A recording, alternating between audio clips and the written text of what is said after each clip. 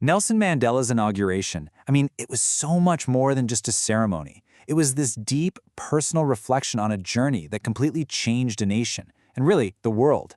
So let's dive into the powerful ideas he shared on that historic day, and we're going to use his own words to guide us. Right off the bat, with these words, Mandela just captured this incredible feeling of hope for a new era. You see, this wasn't just some political win. No, this was a victory for justice, for peace, for human dignity. It was a moment he believed all of humanity could be proud of. Okay, so picture this. The date is May 10th, 1994. The day dawns bright and clear over Pretoria, and for the very first time, this huge gathering of international leaders is standing on South African soil, not as colonizers, not just as observers, but as guests, there to witness the birth of a brand new democracy. And just think about the transformation of the location itself. The Union buildings, which for so long were the absolute symbol of white supremacy, were now the stage for what Mandela called a rainbow gathering. A place of deep division had become a place of global unity. What a powerful image of change. This right here, this was the triumphant declaration. After a struggle that had spanned generations, this was that moment of arrival. But for Mandela, this achievement, it wasn't the finish line, not at all. It was a pledge. It was a promise to keep working to liberate all people from poverty, from suffering, and from discrimination. But even in this incredible moment of victory, Mandela's thoughts immediately turned to the immense cost of this freedom. He knew that this day was built on the shoulders of countless others who came before him. There's just so much humility in that statement, isn't there? Mandela didn't see himself as some singular hero. He saw himself as just a link in a long, noble chain of freedom fighters. And he actually felt this deep pain that the ones who made the ultimate sacrifice couldn't be there to see what their incredible courage had finally achieved. And this led Mandela to this really profound, kind of paradoxical idea. He argued that the brutal, decades-long policy of apartheid, in all of its cruelty, had this unintended effect. It actually forged leaders of unbelievable character. As he put it, it takes such depths of oppression to create such heights of character. And this just brilliantly sums up his core belief. Sure, South Africa is rich in minerals, in gems, but Mandela was crystal clear. The nation's true wealth, its most precious resource, was its people and their unbreakable spirit. So, what did he actually learn from these comrades? Well, the struggle wasn't just a political fight for him. It was a deep education in what it truly means to be human.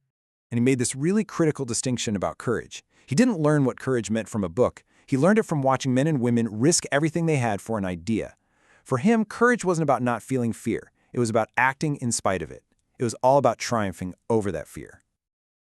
Even in the absolute darkest times in prison, when they were pushed to their limits, just a small gesture of humanity from a guard was enough to reassure him.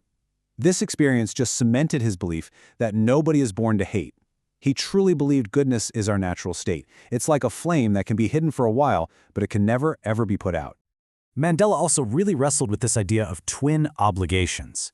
See, in a normal society, a person can usually fulfill their duties to both their family and their community.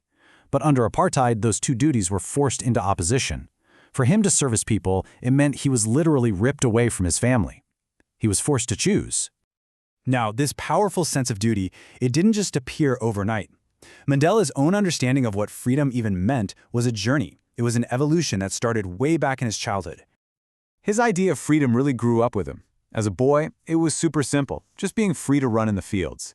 As a student, it was about personal stuff, staying out late. As a young man, it was about having basic freedoms for his family, earning a living. But then came the crucial shift, the moment he realized his own personal freedom was completely tied to the freedom of everyone who looked like him. And that desire, the one for collective freedom, it just animated his entire life. It's what turned a law-abiding attorney into a so-called criminal in the eyes of the state. It turned a family man into a man without a home. This bigger cause, it gave him a boldness he never knew he had. And this, right here, became his core truth. He realized he couldn't enjoy the few small freedoms he might have been allowed when he knew his people were not free. He understood that real freedom, it can't be split up and handed out in little pieces. If just one person is in chains, then in a way, everyone is.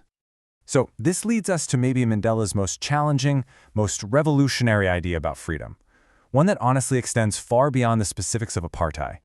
Think about it. In a system of oppression, we naturally and correctly focus on the suffering of the oppressed. But Mandela forces us to ask this really challenging question: who is truly robbed of their humanity? He saw a much deeper truth. And here is the radical idea. Okay, the oppressed are obviously not free. That's a given. But Mandela argued that the oppressor is also a prisoner. They're locked behind the bars of their own hatred and their narrow-mindedness. By taking away someone else's freedom, they too are robbed of their own humanity. They are both imprisoned by the system. And this is his ultimate conclusion. True liberation isn't just for one group, it's for everybody. If you want to build a truly free society, the mindset of the oppressor also has to be freed from that cage of prejudice. It's this incredible call for universal empathy and understanding. So, Mandela's insight really leaves us with a final challenge, doesn't it? It forces us to look beyond just ourselves. If the chains on any one person are really the chains on all of us, it kind of pushes us to ask what prejudices or what hatreds might be imprisoning us and in turn limiting the humanity of others and our own.